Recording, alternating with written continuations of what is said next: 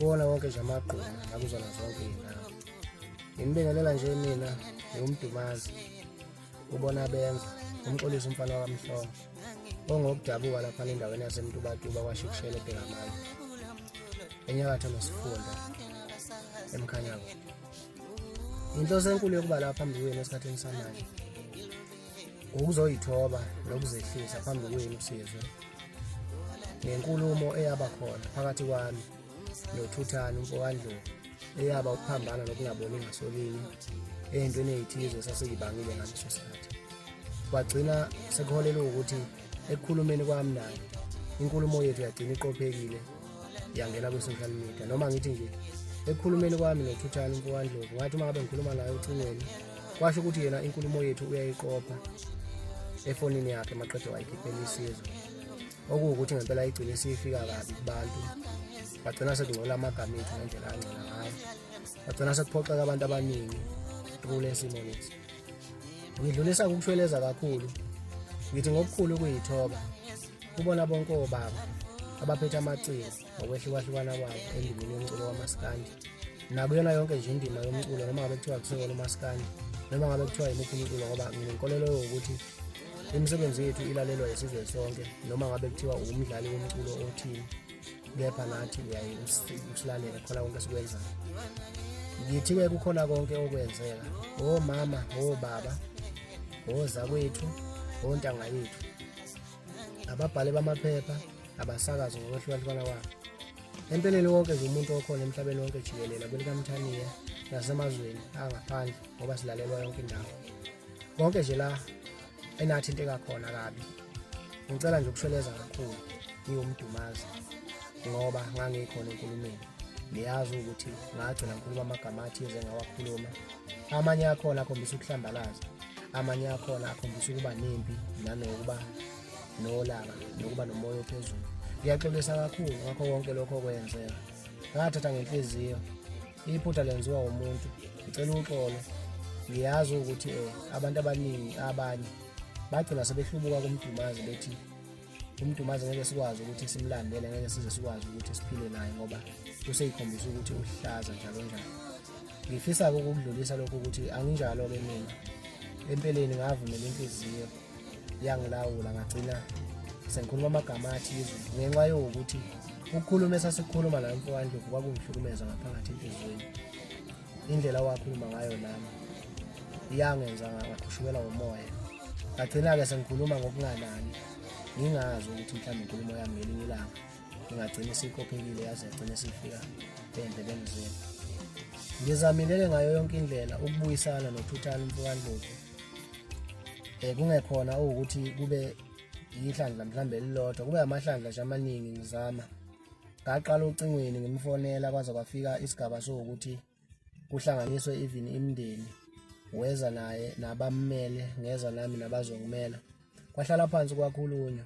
Akukuningi-ke mina engakukhuluma, ngazehlisa nje kakhulu ngathi cha, ngiyazehlisa Mfowandlovu ngakho konke engakwenza noma mhlawumbe engakukhuluma kwakuphatha kabi. Ngifisa futhi ukukuveza ezweni ukuthi ukuzehlisa kwami bekungekhona ukuthi mhlawumbe uNdlovu akakaze enze into ethize yokungona noma akakaze enginyathela amakhona. Saxobana ngendlela esaxobana ngayo, kepha ngasekugcineni ngacabangela ukuthi esizweni sonke sikhona njengoba kugcina sekuphumela into efana nalena, vele sonile phambi kwabantu, noma ngabe kuthiwa thina sesixabene ngendlela yethu, kodwa ngeke kuze kusisiza ngalutho ukuthi mhlawumbe sibambelele kulokho ukuthi sihleze sikhombana njalo njalo, ngoba ngelinye ilanga abantu bosibuka ngini.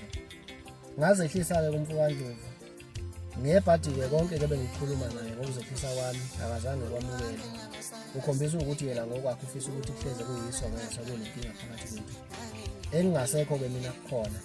Ngifisa nje ukukuveza ngokusobala ukuthi mina kusukela manje ngikhululekele ngayo yonke indlela, noma ngabe kuthiwa ngihlangana naye kuphi akukho nokuncane ngiyokwenza kuyo. Ngifisa ukuthi uMfowandlovu noma ngabe kuthiwa kuyenzeka ngelinye ilanga ngoba ubu-engineer, kuyenzeka ngisho nasemcimbini lesiqashwa kuyona uthole ukuthi bazomqasha maqede bengiqashe futhi nami sibe semcimbini kodwa njengase-Greater nje ngoba sake sadibana naye wayiqashiwe ngendlela yakhe nami ngiqashiwe ngendlela yami. Angikhumbuli kukhona lokuncane okwenzeka phakathi kwethu masihlangana mhlawumbe ukukhombisa ukuthi siyizitha akaze kwenzeke lutho. Ngifisa ukumkhulula nje Mfowandlovu ukuthi noma ngabe kuthiwa yikuphi lapha asuke ebiziwe khona ngicela ukuthi ehambe khona noma ngabe kuthiwa ngikhona kulowo mcimbi noma ngabe kuthiwa okungenalo impela kungamane ekhulunywe ukuthi yimi engekho emcimbini kunokuthi yena engabikho ngendlela engimkhululekele ngayo. Angifisi ukuthi naleli ilanga ukuthi wamoshakale ngempilo pro mina ngoba mina nginezinto enginazo nje ngenxa yokubalaza ngayo. So ngaleyo ndlela ngidlulisa ukuyilahla kakhulu esizweni sonke sakwaZulu.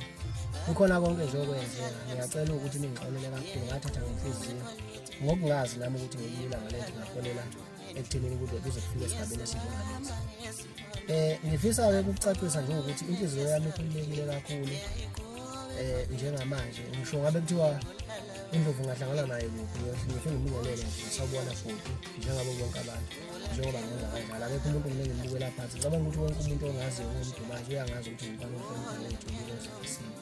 Ngifisa nje ukuveza ngokusobala ukuthi ngisho ngabe kuthiwa ngelinye ilanga ngiyatholakala emhosheni ngiqonde njengenyoka impela kuthiwa ngithula ngisaphefumula umoya ngigcwele nawo. Ngicela ukuthi abantu bengalinge beze becabangele ngokuthi kungaba uthuthani umuntu owenze isenzo salokho. Kuyobe sekufika isikhathi nje noma mhlawumbe kuwukuthi-ke wokunye okungavani. Hhayi umfowandlovu, ngicela ningasoleli nakancane nje ningasoleli kuyena. Nami nangolami uhlangothi futhi uma ngabe kwenziwa mhlawumbe umfowandlovu nimthola ukuthi nami usefuzile unesibazi laphaya nalaphaya, angeke kuze kube uMdumazi ngeqiniso lalokho. uMdumazi udlulile kuyona yonke lento futhi akasophinde kumele kuyena. Ngiyaxolisa kakhulu, ngiyashweleza sizo. Ngithi isenzo sami ngeke siphinde senzeke. UMfowandlovu-ke naye ngenze ngimkhulumele ukuthi mhlawumbe la ngokulapha uhlangothi uthile. Ngifisa nokukuveza ukuthi ngokomsebenzi wami bengikade ngosebenza kwayami akusezukwazi ukwenzeka lokho ngesizathu sakho uMfowandlovu, ngoba uvimbile estudio washo wathi uma ngabe ngizovumeleka mina ukuyosebenza kwayami yena uzoyekela ukusebenza khona ehambe uyosebenza kwezinye iy'tudio, ethathe wonke amaklayenti akhe. Okugcina sekubizwe ukuthi-ke uyani achuze phakathi kwami naye, nokugcina-ke sekubizwe ukuthi ngempela mina-ke ngisalele emuva, okusho ukuthi angisavumelekile ukuyorekhoda kwayani. Ngizoqhubeka-ke ngirikhode kwezinye iy'tudio engiyorekhoda kuzo noma kungiphethe kabi ngoba-ke ngifisa ukuthi ngiqhubeke nokusebenza kwayami. Kepha uMfowandlovu uthatha isinqumo sokuthi engaxoli. Kungokwakhe lokho angazi nami ukuthi mhlawumbe isizathu bekuyini. So ngivisa-ke ukuthi nakuyena la khona njengamanje azi ngisawaphinda amagama ami njengoba ngike ngakhuluma amahlandla amaningi esikhathini esedlule. Ngasho ngathi Mfowandlovu ngiyashweleza mfethu kwengathi ngakwenza kuwena la engakunyathela khona. Sengiligezile igama lami kuwe, ngicabanga ukuthi kusukela manje uyazi ukuthi uMdumazi akanankinga nawe. Kukhona konke okwenzeka futhi akuzange kube inhloso yami ukuthi kube njalo.